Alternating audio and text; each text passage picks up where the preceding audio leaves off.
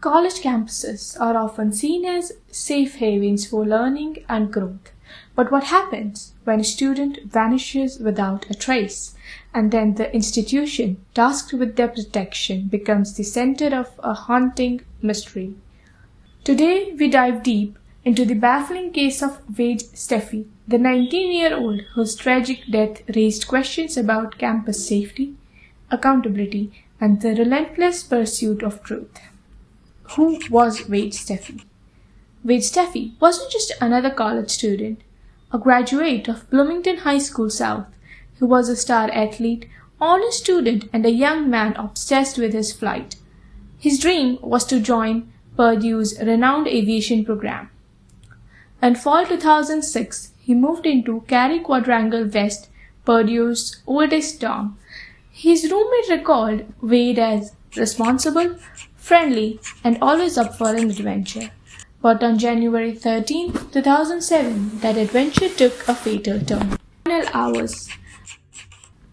January 12, 2007, 8:24 p.m. Wade withdraws $50 from Fort Dining Hall ATM. 8:30 p.m.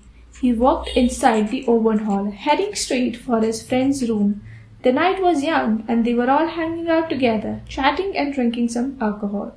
Wade joined in for a little while, having a couple of drinks, just relaxing with his friends. 9:30 p.m. Leaves Owen Hall for Phi Kappa Theta fraternity party at 900 David Ross Road. January 13, 2007, 12 a.m.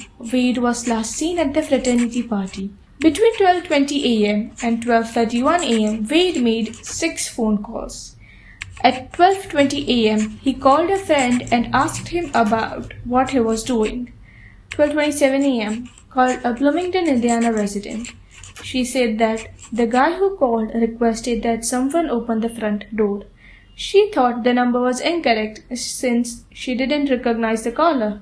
She then found out that her kid had gone to high school with Wade Steffey. 12:28 a.m. called a fax machine. 12:29 a.m. called an Ellettsville, Indiana resident.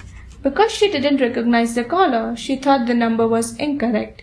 She later realized that she had previously met Wade Steffey. 12:31 a.m.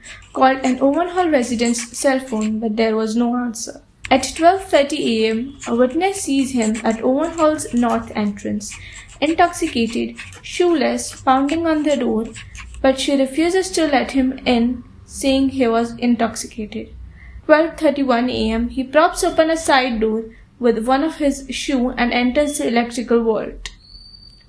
The electrical vault had 6 transformers, and while attempting to squeeze between the second transformer and the wall, his ring finger entered a 0.88-inch gap in an exposed conduit, resulting in immediate electrocution.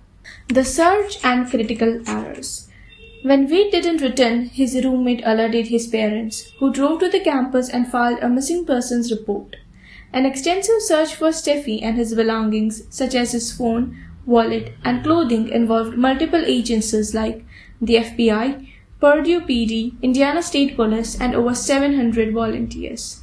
Canine units circled Owen Hall twice, yet no one unlocked the vault behind the broken latch. Helicopters swept the Wabash, divers probed a retention pond. The Gruesome Discovery. 2007. A maintenance worker investigating a persistent popping noise in a laundry room traced the sound to a heavily secured, rarely accessed door. After testing multiple keys, he unlocked it and entered a transformer vault. Greeted by a burnt odor, inside he discovered the short body of missing freshman Wade Steffey, upright between 2 transformers, his finger lodged in an exposed electrical conduit. Sparks from the damaged wiring caused the recurring noise. The coroner confirmed Steffey had died of electrocution. Autopsy and Toxicology. Coroner Alan Griggs ruled out electrocution accidental. The current entered through his finger, exited through his thigh, stopping his heart. No struggle, just instant collapse. The fallout and legacy. Purdue settled for $500,000, which is the maximum amount law permits an institution to pay out, but admitted no fault. Wade's family channeled grief into Wade Steffey's memorial scholarship, aiding aviation students. Purdue installed door alarms and stricter substation protocols, but critics say it's too little too late. Unanswered theories. There are many unanswered theories, conspiracy theories, which still swirl around, like, did someone lock Wade inside? Why did police ignore the shoe clue? Why wasn't the maintenance room searched earlier? Were all those phone calls random? Did he call all those people because he was drunk? Or did they had some connections to his disappearance? Was Purdue covering up prior electrical violations? Can there be a possibility that his body was later kept in the maintenance room? It being a possibility of murder was later ruled out by the autopsy report, which clearly stated he was electrocuted.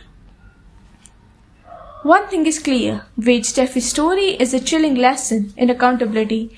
Campuses promise safety, but who's watching the watchers?